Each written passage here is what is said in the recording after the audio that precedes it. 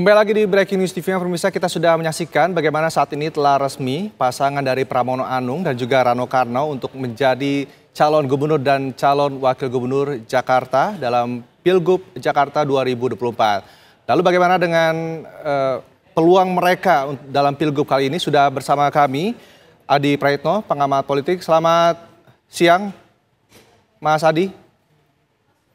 Selamat siang, Mas. Baik, Mas Adi, kita sudah menyaksikan bersama ini telah resmi Pramono dan Rano Karno, bukan Anies Baswedan yang selama ini digadang-gadang. Anda melihat bagaimana peluang kedua pasangan ini, Mas Adi?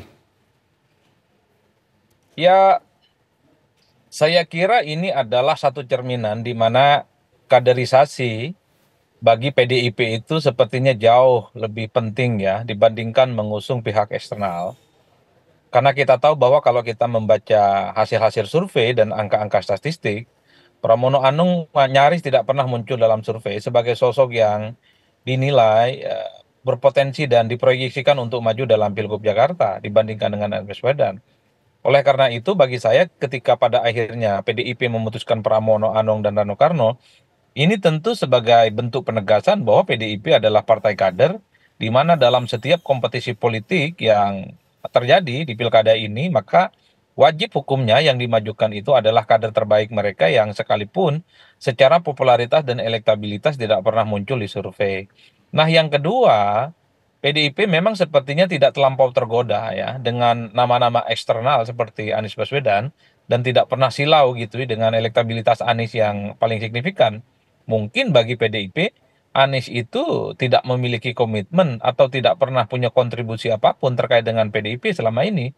Jadi wajar kalau pada akhirnya PDIP itu memilih pilihan ideologis sebenarnya dengan mendahulukan kadernya itu dibandingkan dengan pihak eksternal, sekalipun pihak eksternal itu memiliki peluang untuk memenangkan pertarungan secara politik. Tapi yang kedua memang setelah Pramono Anung dan Rano Karno ini ditatarkan ke KPU Jakarta, maka PR terbesarnya tentu adalah segera melakukan sosialisasi dan kampanye politik. Tentu untuk melawan nama besar seperti Ridwan Kamil dan Pak Suswono. Karena kalau kita bicara tentang popularitas dan elektabilitas, tentu Pramono Anung dan Rano Karno ini kan masih tercecer jauh dari Ridwan Kamil yang saya kira dalam banyak hal sudah mulai leading dan semakin melakukan kampanye-kampanye yang terukur dan masif tentu sebagai upaya untuk memenangkan pertarungan di Jakarta. Itu artinya tinggal kita uji apakah 3 bulan ke depan akan menjadi waktu yang cukup misalnya bagi pasangan yang diusung oleh PDIP ini untuk mengejar ketertinggalan elektabilitas dan mampu mengonsolidasi basis-basis politik pemilih di Jakarta untuk memenangkan pertarungan. Saya kira di situ konteksnya, Mas. Baik, Mas Adi, seperti yang tadi katakan mengenai elektabilitas dan juga popularitas. Tadi pun Pramono sempat menyatakan sudah mengakui bahwa ia tidak terlalu dikenal oleh kalangan Gen Z. Nah ini apakah akan menjadi PR besar bagi PDIP dalam memenangkan Pilgub ini, Mas Adi? Ya sebenarnya begini, kalau kita bicara tentang pilkada itu kan variabelnya ada dua, variabel kualitatif dan kuantitatif ya.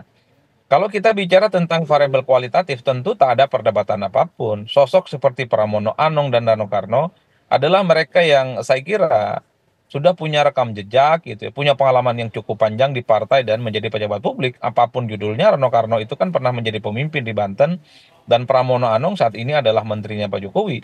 Jadi dalam konteks itulah saya kira memang kalau persoalan bagaimana kinerja dua orang ini tentu tidak lagi bisa diperdebatkan karena memang portofolio politiknya minimal kita bisa lacak melalui media-media yang saya kira dalam banyak hal diapresiasi ya. Tapi problemnya kalau kita bicara tentang kuantitatif ya hasil-hasil survei ya tentu ini menjadi PR besar.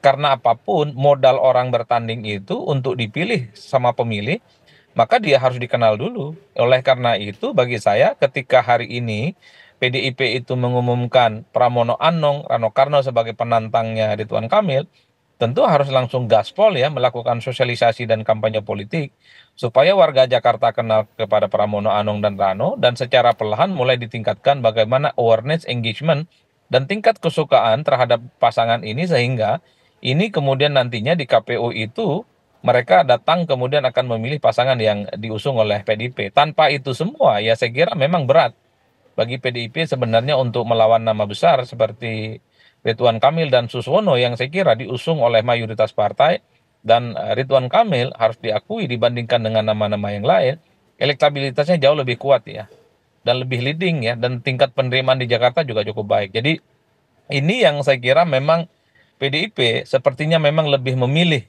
warna ideologis dan warna partainya sebagai partai kader dibandingkan dengan silau dengan pihak luar eksternal seperti Anies yang memiliki elektabilitas yang cukup tinggi. Meski pada saat yang bersamaan PDIP bentuk sudah mengkalkulasi betul dengan mengusung Pramono dengan Rano Karno, mereka dalam 3 bulan ke depan butuh kerja keras, butuh kerja masif, butuh kerja-kerja yang terukur, tentu untuk mendapatkan simpati dan pendukung dari pemilih Jakarta. Baik, ternyata masih ada peluang juga, yang ada kalkulasi yang mungkin akan dihitung oleh PDIP. Kenapa memilih untuk pasangan Pramono Anung dan Rano Karno untuk mendaftar ke KPU Jakarta. Mas Adi, kita masih akan membahas mengenai peluang-peluang calon lain mungkin di wilayah Jawa Timur yang juga panas persaingannya. Namun usai jeda berikut tetaplah bersama kami di Breaking News TV One.